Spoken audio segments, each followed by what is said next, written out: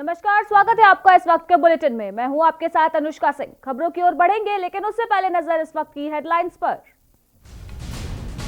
21 दिसंबर से विधानसभा का शीतकालीन सत्र। विपक्ष ने सरकार को घेरने की बनाई रणनीति। विधानसभा का घेराव करेगी कांग्रेस। किसानों द्वारा कृषि बिल के लगातार विरोध को लेकर सीएम त्रिवेंद्र सिंह रावत का सामने आया बयान। कहा, मुख्यमंत्री ने किसानों के लिए जो किया वो अभूतपूर्व। अल्पसंख्यक अधिकार दिवस के मौके पर डोईवाला के गुरु सिंह साहब गुरुद्वारा पहुंचे मुख्यमंत्री। डीजीपी अशोक कुमार भी रहे मौजूद। रानीखेत से विधायक और उपनेता प्रतिपक्ष ने सत्र को लेकर सरकार पर बोला हमला। कहा, 60 दिन की बजाय मात्र 10 दिन में चल रहा है विधानसभा सत्र। किसानों के दिल्ली कूच करने की सूचना पर हरकत में आया बाजपुर प्रशासन। उत्तराखंड और यूपी पुलिस बॉर्डर पर चला रही चेकिंग अभियान। काशीपुर में भाकियू के नेतृत्व में गुरुद्वारा सिंह सभा में एकत्र हुए सैकड़ों किसान। कानून के समर्थन में निकाली जा रही रैली को दिखाई काले झंडे। आप देख रहे हैं के न्यूज, खबरों का सारथी। और अब खबरें विस्तार से। अल्पसंख्यक अधिकार दिवस के मौके पर डोईवाला के गुरु सिंह साहब गुरुद्वारे में शुक्रवार को कार्यक्रम आयोजित किया गया, जिसमें मुख्यमंत्री त्रिवेंद्र सिंह रावत के साथ उत्तराखंड के डीजीपी अशोक कुमार, अल्पसंख्यक आयोग के अध्यक्ष डॉक्टर आर.के. जैन सहित तमाम आला अधिकारी मौजूद रहे। इस बात की जानकारी राज्य मंत्री करण बोरा ने दी। उन्होंने बताया कि 18 दिसंबर को विश्व अल्पसंख्यक दिवस है और इस दिन डोईवाला में एक कार्यक्रम आयोजित होगा, जिसमें मुख्यमंत्री त्रिवेंद्र सिंह रावत शिरकत करेंगे।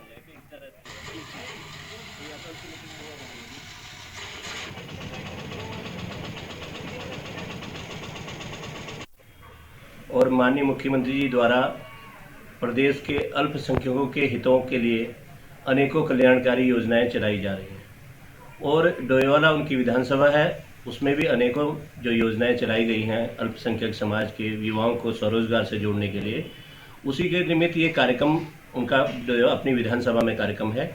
और इस कार्यक्रम में कल 2 बजे पहुँचने वाले हैं माननीय मुख्यमंत्री जी, और मैं समझता हूँ कि उनका मार्गदर्शन हमारे क्षेत्र के लोगों को प्राप्त हुआ, क्योंकि माननीय मुख्यमंत्री जी के नेतृत्व में प्रदेश निरंतर विकास की ओर अग्रसर है।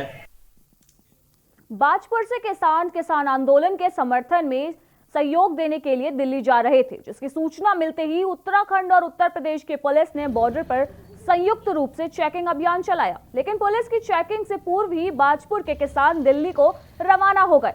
बता दें कि दिल्ली में चल रहे किसान आंदोलन को लेकर बाजपुर से लगातार किसान दिल्ली को रवाना हो रहे हैं, जिसकी सूचना मिलते ही उत्तराखंड और उत्तर प्रदेश की पुलिस हरकत में आ गई, जिसके चलते दोनों प्रदेशों की संयुक्त टीमों ने दोराहा बॉर्डर पर ट्रैक्टर, ट्रॉली और निजी वाहनों से दिल्ली जा रहे लोगों को रोकने के लिए सतर्कता दिखाई। इसी दौरान पुलिस टीम ने निजी वाहनों से जा रहे लोगों से पूछताछ भी की।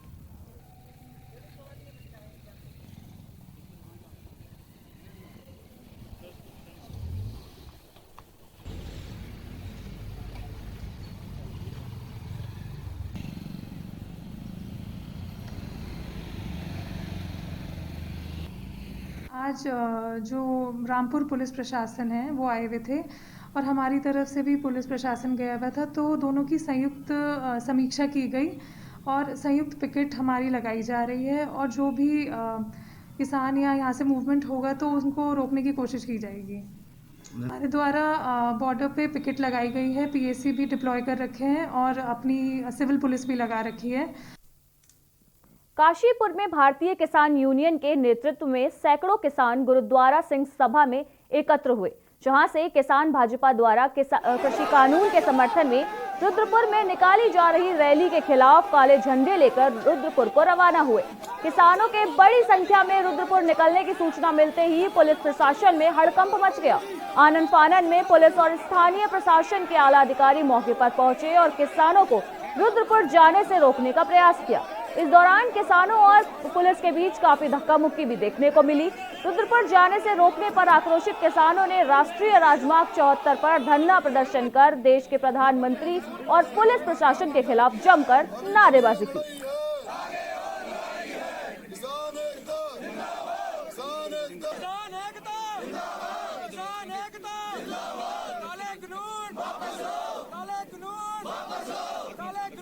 हमें रोक नहीं दिया, हमने जाना, हमने तो मजलिस मकसूद पे पहुंचना है। अब जाना है, हमें शांति से जाएंगे। हमारा पूरा इंडिया में शांति से आंदोलन चल रहा है। दिल्ली में सब धरने पे शांति पे बैठे हुए हैं, क्या हम यहाँ दंगा करेंगे क्या? इतना रोकने में ये सब थोड़ा बहुत तो चलता है, अभी बहुत ज़्यादा ऐसा कन्फ्रंटेशन वगैरह हुआ नहीं है। उन्होंने हमारी बात मानी है, तो अभी शाम तक देखते हैं। अगर पीसफुल उनका डेमोन्स्ट्रेशन रहता है गांधी पार्क में, तो फिर उसके बाद जैसा भी परिस्थितियां होंगी उसके अनुसार कार्रवाई की जाएगी। खबर रानीखेत से है, जहां विधायक व उप नेता प्रतिपक्ष करण माहरा ने प्रेस वार्ता कर सरकार को घेरा। इस दौरान उन्होंने कहा कि विधानसभा हर साल में 60 दिन से ऊपर चलना चाहिए, लेकिन वो केवल 10 दिन चलाया जा रहा है। सरकार विपक्ष के सवालों से बचने के लिए 3 दिन का विधानसभा सत्र करवा रही है। सरकार विपक्ष के आगे घिर न जाए, इसलिए डरी हुई है। ऐसे कई ज्वलंत मुद्दे बाहर ना आ जाएं, सारे मुद्दों को दबाने के लिए छोटे से छोटा विधानसभा सत्र बुलाया जा रहा है। एक साल हमको नल बिछाने में लगने, 1 साल बाद हम हटेंगे, फिर हम कहेंगे कांग्रेस पानी नहीं दे रही, हमने तो नल लगा दिया। 25 लाख से ऊपर के काम करके उस कॉलेज में सरकार लगातार जन सरोकारों से जुड़े हुए मुद्दों से बचना चाह रही है। भ्रष्टाचार में सरकार लिप्त है और घिर गई है। विधानसभा में कहीं मुख्यमंत्री पे या अन्य चीजों पे प्रश्न न उठे, इसके लिए सरकार नहीं चाहती कि विधानसभा का सत्र चले। पिछले बार भी 1 दिन का सत्र बुला के केवल 6 महीने में, क्योंकि सत्र बुला जाना आवश्यक है, इसलिए 1 दिन का सत्र बुला के ने तीसरी करी, अभी फिर 3 दिन का सत्र बुलाया। कैसे आखिर जनता से जुड़े हुए प्रश्न, विकास से जुड़े हुए प्रश्न कैसे विधानसभा में उठेंगे, कैसे उनका निराकरण होगा, इस समझ से परे है। बेटी बचाओ बेटी पढ़ाओ का आंदोलन करने वाली, नारा देने वाली सरकार अपने विधायकों के ऊपर लगे आरोप और उनके एक बड़े संगठन के पदाधिकारियों पर लगे आरोप पर कोई कार्रवाई नहीं करती। कहीं ऐसे ज्वलंत प्रश्न विधानसभा में ना निकल आए, इस डर से सरकार विधानसभा के सत्र को छोटा रखना चाहती है। वक्त है इस वक्त ब्रेक का, जल्द हाजिर होंगे।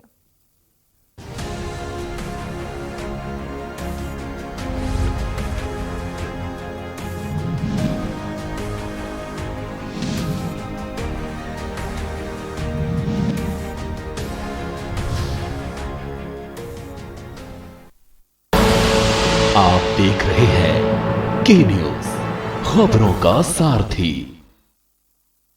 कोरोना संक्रमण को रोकने के लिए उत्तराखंड सरकार के प्रयासों में अपना योगदान दें। अगर कोरोना का कोई भी लक्षण नजर आए, जैसे खांसी, बुखार या सांस लेने में कठिनाई हो, तो डरे नहीं और न ही छुपाएं, तुरंत डॉक्टर से संपर्क करें। सही समय पर जांच जरूरी है। राज्य सरकार द्वारा कोरोना टेस्टिंग हेतु व्यापक व्यवस्थाएं की गई हैं। कोरोना से बचाव के लिए मास्क पहनना, हाथों को साफ रखना और आपस में 2 गज की दूरी बनाकर रखना जरूरी है।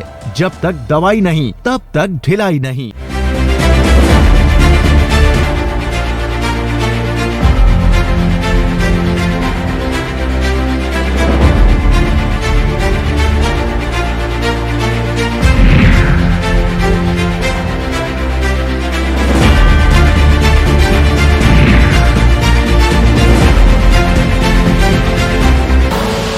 आप देख रहे हैं के न्यूज, खबरों का सारथी।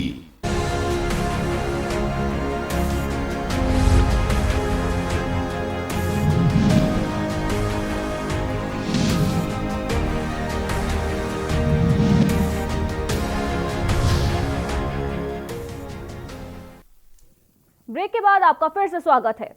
सहकारी समितियों के ब्लॉक सितारगंज के दर्जनों कर्मचारियों ने उप जिलाधिकारी कार्यालय सितारगंज पहुंचकर सहकारी समितियों में सरकार द्वारा नियमावली के द्वारा किए जा रहे संशोधन के विरोध में मुख्यमंत्री को संबोधित ज्ञापन सौंपा, जिसमें कर्मचारियों ने कहा कि सरकार द्वारा सहकारी समितियों में कर्मचारियों को लेकर नई नियमावली बनाई गई है, जो सरकार अपने कैबिनेट में जल्द ही स्वीकृत करने जा रही है, जिसका कर्मचारी पूरी तरह से विरोध करते हैं।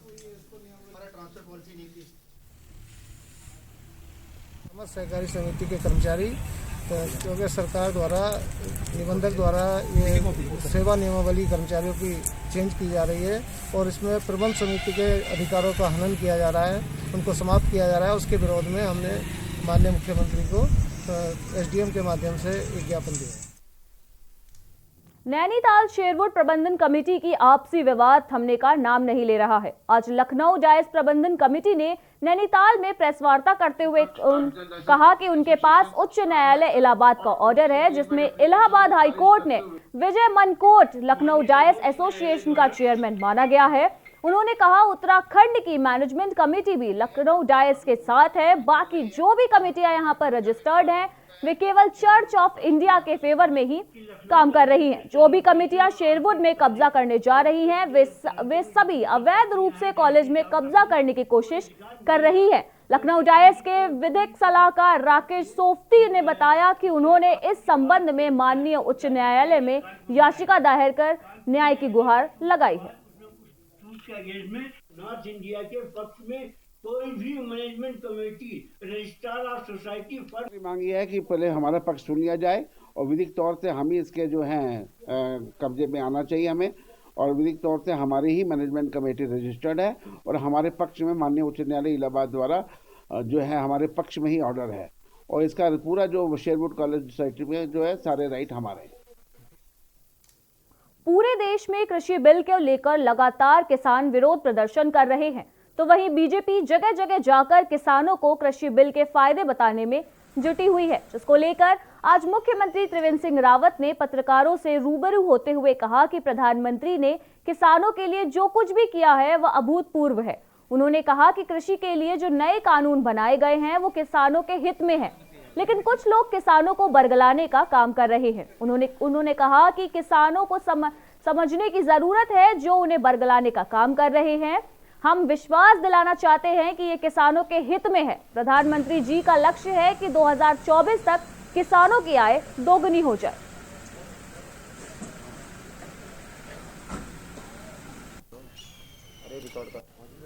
भारत के प्रधानमंत्री जी ने किसानों के लिए जो कुछ किया है वो अभूतपूर्व है।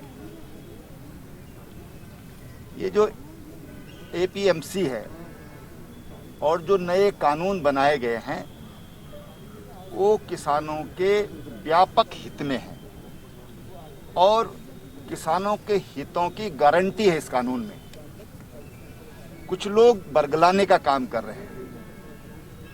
दुर्भाग्य ये देखा गया है कि अमेरिका में भी गांधी जी की प्रतिमा पर कालिख पोती जाती है। कैसा तत्व इसमें सम्मिलित हो रहा है ये हमारे देशवासियों को समझने की जरूरत है। उत्तराखंड में लगातार आम आदमी पार्टी अपने कदम जमाए हुए है। हाल ही में दिल्ली के उप सीएम मनीष सिसोदिया ने कुमाऊं का दौरा किया, तो वहीं अब सिसोदिया 18 को गढ़वाल के 2 दिवसीय दौरे पर है। उप मुख्यमंत्री मनीष सिसोदिया कल गंगा आरती में शामिल होंगे। साथ ही साधु संतों का आशीर्वाद लेने के बाद राजधानी देहरादून में कार्यकर्ताओं से बैठक और आम जनता से संवाद करेंगे। इसी दौरे से कहीं न कहीं राजनीतिक गलियारों में उथल पुथल मची हुई है। आम आदमी पार्टी का दावा है कि इस बार आगामी चुनाव में कांग्रेस का सूपड़ा साफ हो जाएगा और टकराव बीजेपी और आम आदमी पार्टी के बीच में रहेगा। प्रीतम सिंह जी ने दिया है उसी तरीके का बयान, जिस तरीके का बयान प्रीतम सिंह जी ने दिया है उसी तरीके का बयान दिवंगत नेता शीला दीक्षित ने दिया था और कहा था कि आम आदमी पार्टी का कोई वजूद नहीं है। लेकिन मेरा ये मानना है कि जिस तरीके का प्यार और आशीर्वाद उत्तराखंड में आम आदमी पार्टी को मिल रहा है, निश्चित तौर पे वो भाजपा के लिए, कांग्रेस के लिए एक बड़ी चुनौती साबित होने वाला है। और मेरा ये मानना है कि प्रीतम सिंह जी तय नहीं करेंगे कि आम आदमी पार्टी का भविष्य क्या होगा। आम आदमी पार्टी का भविष्य उत्तराखंड की जनता, उत्तराखंड के छात्र, उत्तराखंड की महिलाएं, उत्तराखंड का युवा तय करेगा कि आम आदमी पार्टी का भविष्य क्या होगा। खबर देहरादून से है, जहां प्रदेश में लगातार बढ़ती बेरोजगारी को लेकर उत्तराखंड क्रांति दल ने मुख्यमंत्री आवास को कूच किया। इस दौरान केंद्रीय महामंत्री जयप्रकाश उपाध्याय समेत बड़ी संख्या में कार्यकर्ता मौजूद रहे। हालांकि पुलिस ने कार्यकर्ताओं को मुख्यमंत्री आवास से पहले ही बैरिकेडिंग लगाकर रोक दिया, जिसके चलते कार्यकर्ताओं और पुलिस के बीच धक्का मुक्की भी हुई। तो वहीं मीडिया से बातचीत करते हुए जयप्रकाश उपाध्याय ने बताया कि प्रदेश में बेरोजगारी चरम सीमा पर है। उन्होंने कहा कि गत वर्ष जितनी भी सरकारें रही उनके द्वारा बेरोजगारी को लेकर कोई भी ठोस कदम नहीं उठाया गया है।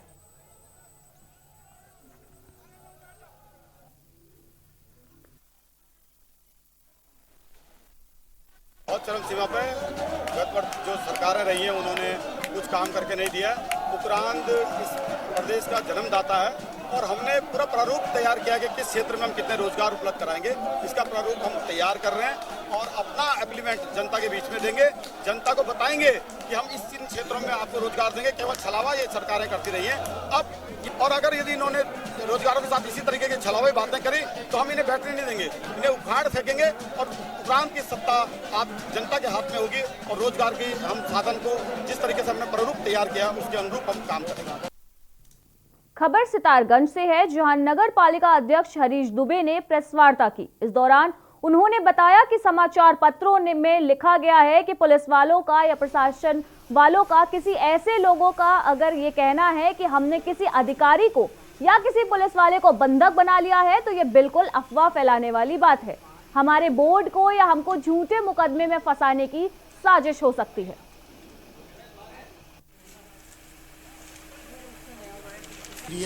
इस जांच की कॉपी में कहीं भी कोई अनियमितता नहीं पाई गई है, कहीं भी कोई वित्तीय अनियमितता नहीं पाई गई। इन्हीं के द्वारा जांच करी गई है, कहीं भी वित्तीय अनियमितता नहीं पाई गई है। एक जब मैं शुरुआती दौर में जीत कर आया था तो टंचिंग ग्राउंड में बहुत सारा कूड़ा फैला हुआ था किसानों के खेत में, उसको साफ कराने के लिए मैंने जेसीबी मंगा ली थी। उसको ये अनियमितता कह रहे हैं और कोई अनियमितता नहीं पाई गई इनमें। और दूसरी बात मैं ये कहना चाह रहा हूँ कि ये कई अधिकारी और समाचार पत्रों ने भी लिखा है कि कल जो वार्ता करने उप जिलाधिकारी महोदय हमसे आई थी और कोई वार्ता वो नहीं करने आई धरना स्थल पर, मुझे 2 बार बुलाया और सकारात्मक बात नहीं कर रही थी, मिसगाइड कर रही थी। खबरों के बीच फिलहाल वक्त है ब्रेक का, जल्द हाजिर होंगे।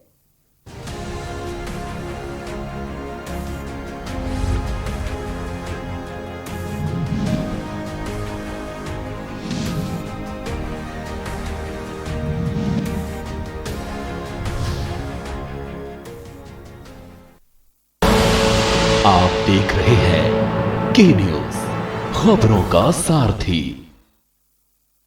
कोरोना संक्रमण को रोकने के लिए उत्तराखंड सरकार के प्रयासों में अपना योगदान दें। अगर कोरोना का कोई भी लक्षण नजर आए जैसे खांसी, बुखार या सांस लेने में कठिनाई हो तो डरे नहीं और न ही छुपाएं, तुरंत डॉक्टर से संपर्क करें। सही समय पर जांच जरूरी है। राज्य सरकार द्वारा कोरोना टेस्टिंग हेतु व्यापक व्यवस्थाएं की गई हैं। कोरोना से बचाव के लिए मास्क पहनना, हाथों को साफ रखना और आपस में 2 गज की दूरी बनाकर रखना जरूरी है। जब तक दवाई नहीं तब तक ढिलाई नहीं। लम्हे छोटे से ये जिंदगी से भरे,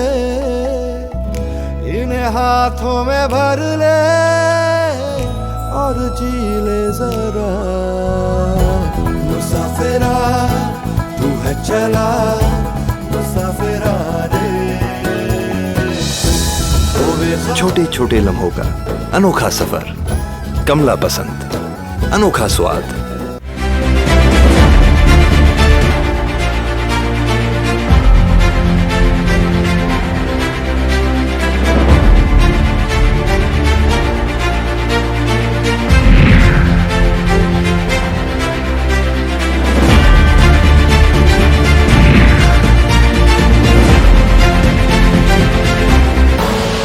आप देख रहे हैं के न्यूज, खबरों का सारथी।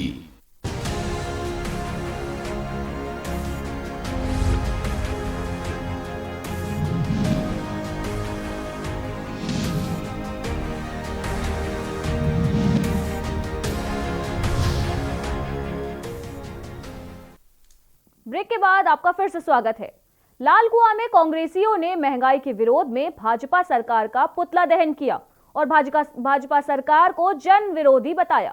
इस दौरान पूर्व कैबिनेट मंत्री हरीश चंद्र दुर्गापाल ने कहा कि इस सरकार में आम जनता महंगाई से त्रस्त है और किसान परेशान और किसान आत्महत्या करने को मजबूर है। वहीं ब्लॉक अध्यक्ष प्रमोद कॉलोनी ने कहा कि 100 रुपए गैस सिलेंडर में बढ़ोतरी कर दी गई है, जिससे आम जनता काफी हद तक परेशान है।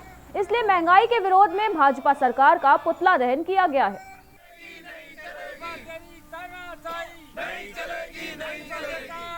आप देख रहे हैं कि पिछले 2 सप्ताह के भीतर भाजपा की केंद्र सरकार ने जो घरेलू रसोई गैस है उसमें 50-50 रुपये करके 100 रुपये की 15 दिन के अंदर वृद्धि जो की गई है, उसके विरोध में आज पूरे देश में जन आक्रोश है। और आप देख रहे हैं कि जिस प्रकार से निरंतर महंगाई बढ़ रही है, चाहे वो डीजल हो चाहे पेट्रोल हो, आज वो महंगाई पर नियंत्रण करके आप आम जनता का यहाँ पर जो शोषण कर रहे हैं, उसके खिलाफ यहाँ पर आज यहाँ पर ब्लॉक कांग्रेस कमेटी के माध्यम से यहाँ पर भाजपा सरकार का पुतला दहन किया गया। महंगाई तो आसमान छू रही है। रसोई गैस के दाम महीने में 2 बार बढ़ गए 50 रुपये। इसलिए आम आदमी का तो रसोई चलाना मुश्किल हो गया। महिलाओं के लिए अपने घर परिवार में खाने बनाने का बड़ा भारी संकट पैदा हो गया। आज चौतरफा महंगाई है। डीजल का दाम, पेट्रोल का दाम 90 पहुंचने वाला है। डीजल का दाम, पेट्रोल का दाम, दाल का दाम, सब्जी का दाम, चौतरफा महंगाई की मार है। खटीमा नगर पालिका में पर्यावरण मित्रों को पिछले 5 माह से वेतन न मिलने पर आक्रोश दिखा। वेतन सहित 5 सूत्रीय मांगों को लेकर कार्य बहिष्कार करने के साथ नगर पालिका में प्रदर्शन किया गया। प्रदर्शनकारियों ने नगर पालिका चेयरमैन पर आउटसोर्स से रखे कर्मचारियों की अनदेखी करने का आरोप लगाया। साथ ही वेतन न मिलने पर कार्य बहिष्कार जारी रखने की बात कही।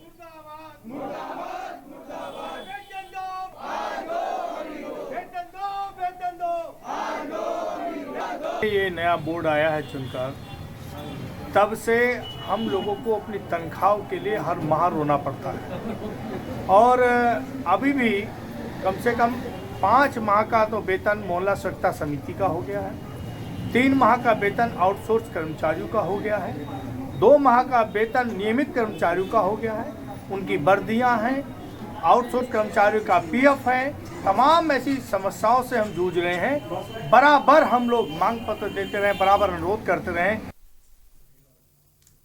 रुद्रप्रयाग में बद्रीनाथ हाईवे पर ऑल वेदर रोड के तहत चल रहे निर्माण कार्यों के खिलाफ स्थानीय जनता ने आंदोलन शुरू कर दिया है। आंदोलित जनता का कहना है कि 6 महीने से रुद्रप्रयाग मुख्य बाजार में बद्रीनाथ हाईवे पर निर्माण कार्य पूरा नहीं हो पा रहा है।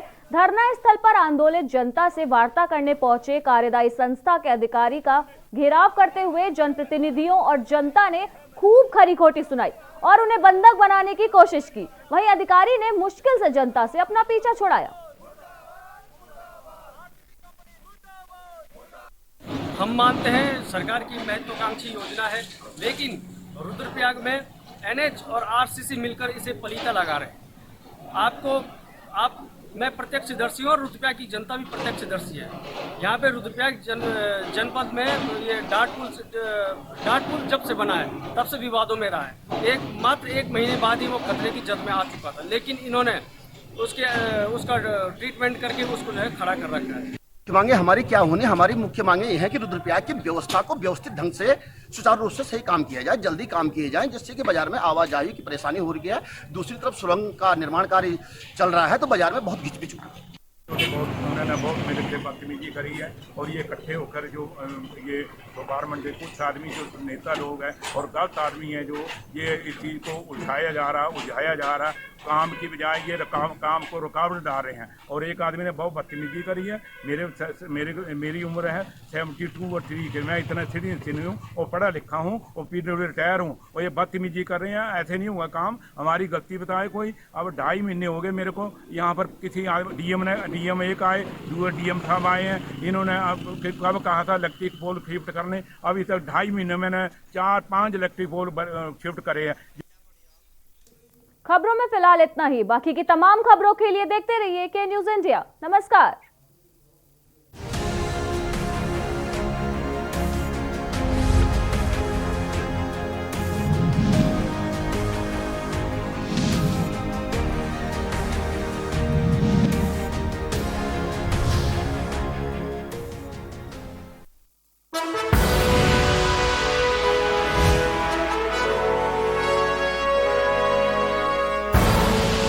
आप देख रहे हैं के न्यूज, खबरों का सारथी।